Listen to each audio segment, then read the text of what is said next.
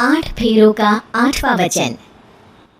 स्वाति ने इसी साल शहर की कॉलेज से पढ़ाई पूरी की है और अब उसके लिए जगह जगह से रिश्ते आने लगे हैं।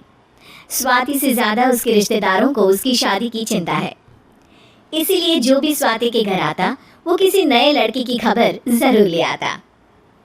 अरे दीदी, ये फोटो देख के बताओ कैसा है। राहुल नाम है लड़के का, मेरी सहेली की बहन का बेटा है। अपनी स्वाति के साथ एकदम प्यारी जोड़ी लगेगी इसकी। जरा दिखाना, फोटो तो बढ़िया लग रहा है।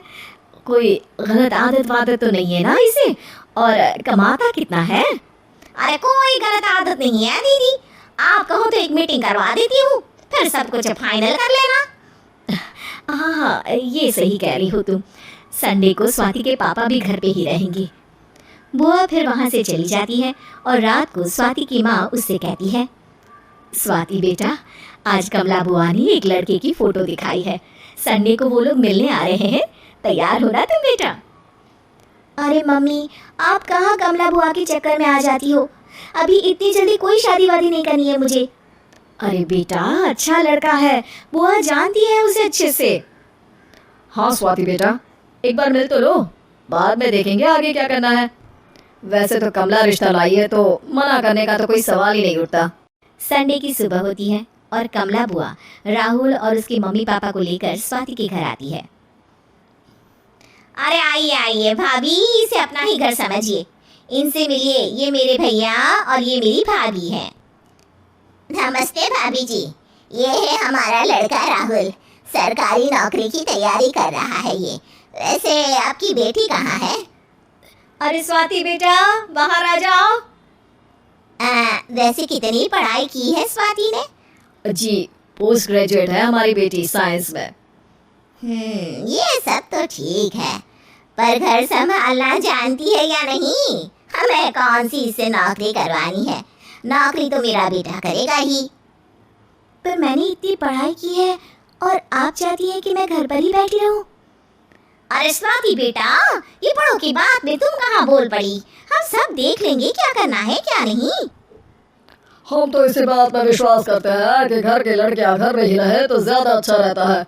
वरना भाई साहब, आप तो आजकल के हाल जानते ही हैं, कितनी घटनाएं होने लगी हैं औरतों के खिलाफ।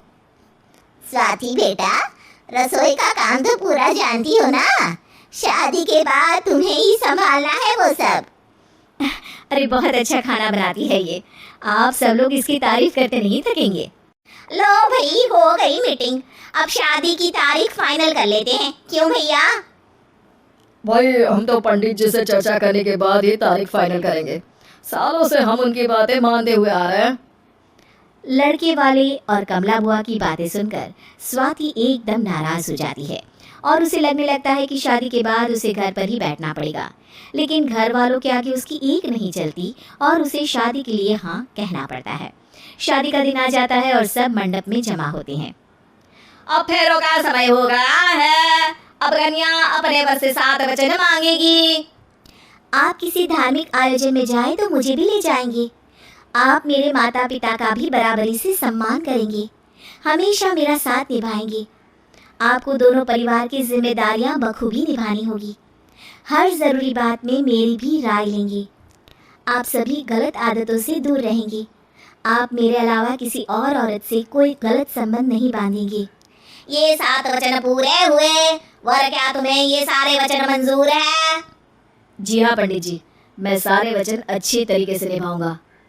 अरे वाह वाह, बढ़िया तरीके से सब काम संपन्न हो गया। तो इसी के साथ विवाह संपन्न हुआ और आज से ये दोनों पति पत्नी हुए। 1 मिनट पंडित जी, अभी एक वचन लेना बाकी है। अब कौन सा वचन है बेटा? मैं अब हमेशा के लिए किसी दूसरे घर में जाने वाली हूँ, तो पति के अलावा मैं अपने सास ससुर से भी एक वचन लेना चाहूँगी। अब कहो बेटी। मैं ये चाहती हूँ कि मुझ पर किसी बात की कोई पाबंदी नहीं लगाई जाएगी। मुझे सब कुछ करने की आज़ादी होगी और मैं भी विश्वास दिलाती हूँ कि मैं एक अच्छी बहू बन के दिखाऊंगी। स्वाति की बात सुनकर उसके सास ससुर एकदम चौंक जाते हैं और कुछ बोल नहीं पाते कि उतने में कमला बुआ बोल पड़ती है। अरे बेटा, ये भी कोई कहने की बात है? रानी बन के रहोगी तुम तो। वचन देने से पहले सोच लीजिए क्योंकि शास्त्रों में वचन ना निभाने वालों के लिए नरक से भी बदतर सजा लिखी है।